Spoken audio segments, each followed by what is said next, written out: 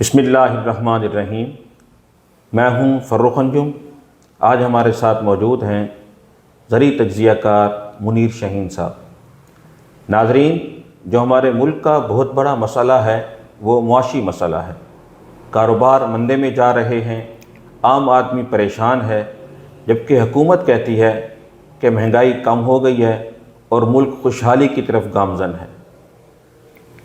شاہین صاحب، آپ اس صورتحال کو کس طرح دیکھتے ہیں؟ دیکھیں حافظ صاحب، اگر حکومت نے پیٹرول سستا کیا ہے، بجلی سستی کی ہے، تو میں سمجھ سکتا ہوں کہ اس سے تیار ہونے والی کوئی بھی پروڈکٹ وہ سستی ہوئی ہوگی۔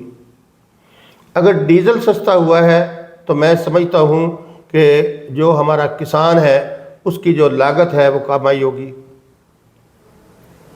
ٹھیک ہے۔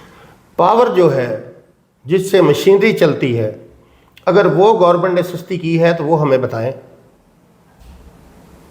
اور اگر کسانوں کی پروڈکشن جس میں آٹا ہے، جس میں ٹماٹر ہے، سبزیاں ہیں اور پھل ہیں، اگر حکومت نے وہ سستے کیے ہیں اور اس کا وہ کریڈٹ لینا چاہ رہی ہے کہ جناب یہ ہم نے سستے کیے ہیں، تو مجھے کوئی حکومتی نمائندہ آ کے بتا دے کہ جناب اس میں آپ کا کیا رول ہے، اس میں آپ کی کارکردگی کیا ہے۔ آپ نے گلا دبایا کسان کا، آپ نے کمر توڑی کسان کی، آپ نے اس کی جو قیمت تھی اس کی پروڈکشن کی آپ نے وہ نہیں دی۔ آپ اس کو بجلی مہنگی فروخت کر رہے ہیں، پیٹرول مہنگا فروخت کر رہے ہیں، ڈیزل مہنگا فروخت کر رہے ہیں، اور اس کی جناب جو پروڈکشن ہے یا جو اس کی پیداوار ہے وہ آپ نے کر دی ٹکے ٹوکری۔ اگر اسے آپ بہترین کارکردگی کہتے ہیں تو پھر میں مان لیتا ہوں۔ دوسرے نمبر پہ، اگر وہ کوئی بھی مارکیٹ میں چیز سستی ہوتی ہے تو اس کی ایک بڑی وجہ یہ ہوتی ہے کہ اس کا گاہک مارکیٹ میں نہ ہو۔ اگر مارکیٹ میں کسی چیز کا خریدار نہیں ہے تو اس کی قیمت کم ہو جاتی ہے۔ وہ کہتے ہیں نا کہ اگر سونے کے پہاڑ کا خریدار کوئی نہ ہو تو وہ مٹی کا پہاڑ ہوتا ہے۔ ہمارے مزدور کے پاس قوت خرید کم ہوئی ہے، عام آدمی کے پاس قوت خرید کم ہوئی ہے، بے روزگاری بڑھی ہے۔ آپ نے انٹرنیٹ بند کر دیا، بے روزگاری بڑھی ہے۔ آپ نے پروڈکشن مہنگی کر دی، آپ نے صنعت کا بیڑا غرق کر دیا۔ صنعتوں کے تباہ ہونے سے کتنی ٹیکسٹائل ملیں اس وقت بند ہو گئی جی؟ کوئی 180 کے قریب ٹیکسٹائل مل بند ہو گئی۔ تو جو مزدور وہاں کام کرتے تھے وہ بے روزگار ہو گئے نا، تو ان کی قوت خرید ختم ہو گئی۔ تو ایک بندے کے پاس اگر مارکیٹ سے کوئی چیز پرچیز کرنے کی ہمت ہی نہیں ہے، اگر اس وجہ سے کوئی چیز سستی ہو جاتی ہے تو وہ کوئی حکومت کا کارنامہ نہیں ہے۔ صحیح۔ اس لیے یہ تین چیزیں دیکھی جاتی ہیں مارکیٹ میں کہ ایک تو کیا عام آدمی کے پاس قوت خرید ہے؟ نہیں ہے، کیونکہ صنعت کام نہیں کر رہی۔ ٹھیک ہو گیا۔ ایگریکلچر اس لیے سستی ہو گئی کہ آپ نے ایگریکلچر کو اہمیت نہیں دی، آپ نے پالیسی کو نہیں بنائی، گندم رول گئی، ہر شے رول گئی۔ ٹھیک ہے۔ تیسرے نمبر پہ یہ ہوتا ہے، ایک اور بات جو میں سمجھانا چاہتا ہوں اپنے فارمر کو بھی اور عام آدمی کو بھی۔ صحیح۔ افراط زر یہ بہت بڑا کرائسس ہے، یہ بہت بڑا پرابلم ہے کہ آپ غیر ضروری طور پہ آپ جناب اپنا نوٹ چھاپتے جائیں اور مارکیٹ میں دیتے جائیں۔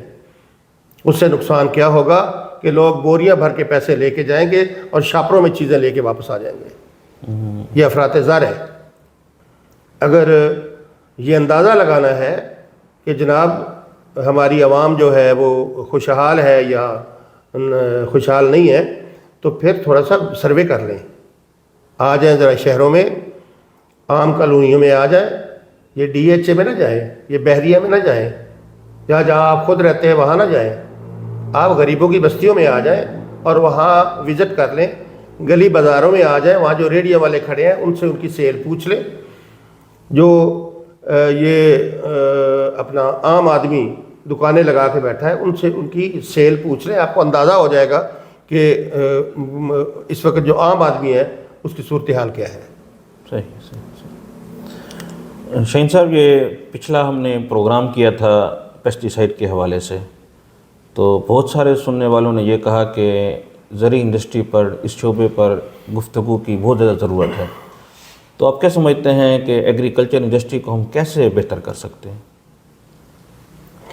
دیکھیں جی، پچھلے پروگرام میں ہم نے جو زیادہ ہائی لائٹ کیا تھا نا، وہ ہم نے FIR کو ہائی لائٹ کیا تھا کہ جو بزنس مین ہے اس کے اوپر چھوٹی چھوٹی باتوں پر مقدمات کا اندراج نہیں ہونا چاہیے۔ جی جی۔ اور دیکھیں، ہماری جو حکومت کے لوگ ہیں نا، انہوں نے تاریخ سے کوئی سبق نہیں سیکھا، نہ ہمارے سیاستدانوں نے سیکھا اور نہ ہماری انتظامیہ کے لوگوں نے سیکھا۔ میں ایک اگزامپل آپ کے سامنے رکھ دیتا ہوں۔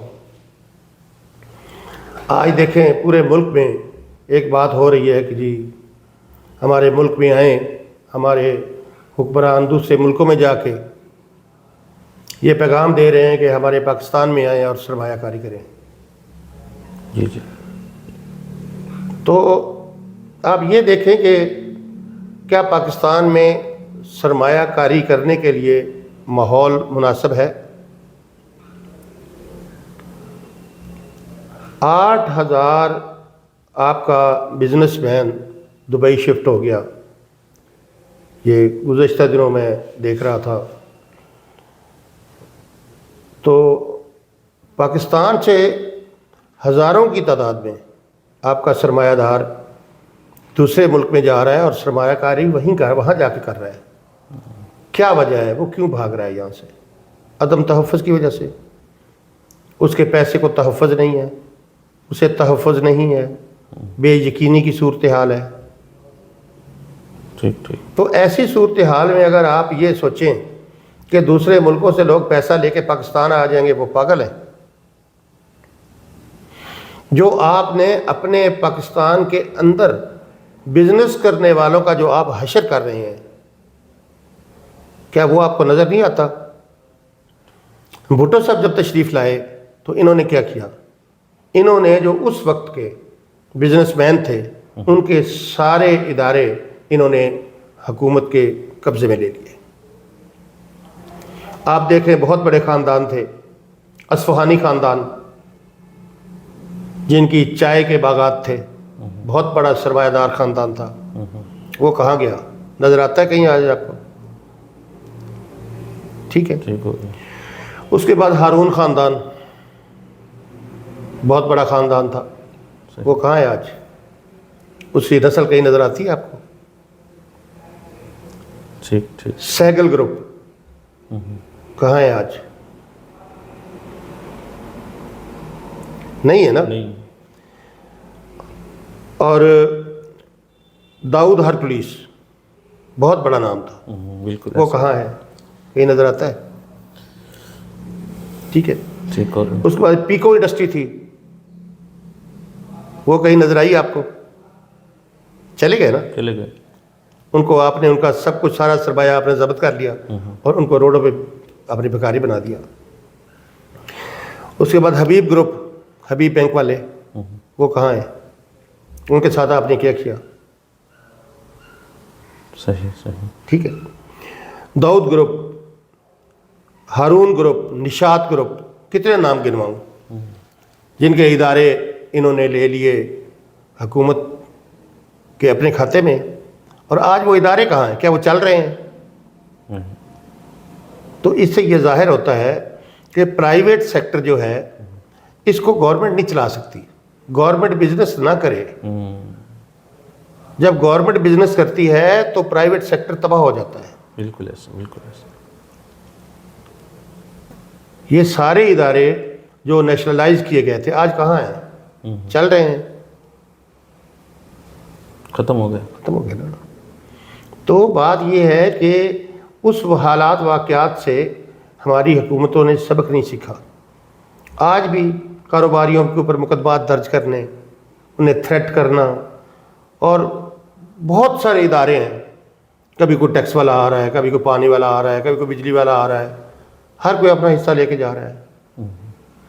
تو ایسے آپ کہیں نا کہ پاکستان میں خوشحالی آتی ہے، مزدور کہاں ہوتا ہے؟ کہاں سے روزی حاصل کرتا ہے؟ انڈسٹری سے۔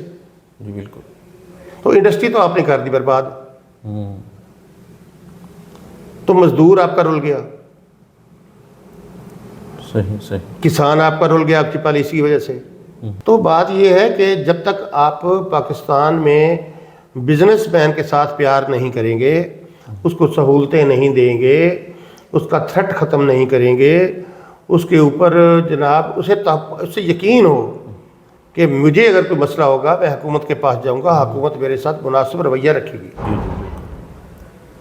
ٹھیک تو پھر سرمایہ آتا ہے، ایسے سرمایہ تھوڑی آتا ہے۔ ٹھیک ٹھیک ٹھیک، تو میں نے پچھلے اپنے پروگرام میں بھی یہ گزارش کی تھی کہ اگر آپ چاہتے ہیں کہ ہماری جو زرعی انڈسٹری ہے وہ زندہ رہے تو یہ تھریٹ اور یہ پرچے اور یہ ریڈ اور یہ چھاپے یہ بند کر دیں۔ آپ کو پیرامیٹر طے کر لیں۔ پیرامیٹر کیا ہونے چاہیے؟ پیرامیٹر 2 ہونے چاہیے۔ دیکھیں، آپ نے سہولت کس کو دینی ہے؟ کاروباری آدمی کو، کاروباری آدمی کو سہولت دینی ہے، لیکن آپ جو ریگولیٹری اتھارٹی ہے، جو حکومت ہے، وہ کیا کرتی ہے؟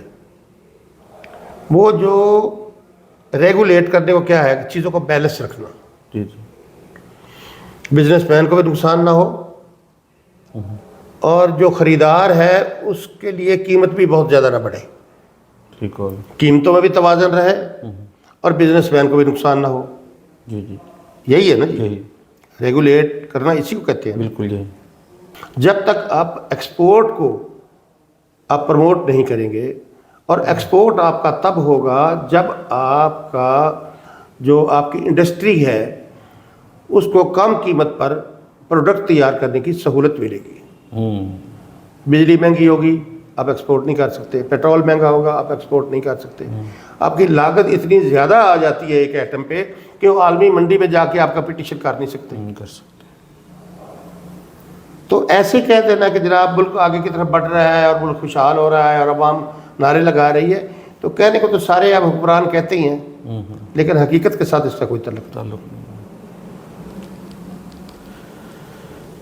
جی ناظرین، آپ نے پروگرام دیکھا، اس کے بارے میں اپنی رائے کا اظہار ضرور کیجیے گا۔ اب ہم اجازت چاہتے ہیں، ایک نئے پروگرام کے ساتھ پھر ملیں گے، تب تک کے لیے اللہ حافظ۔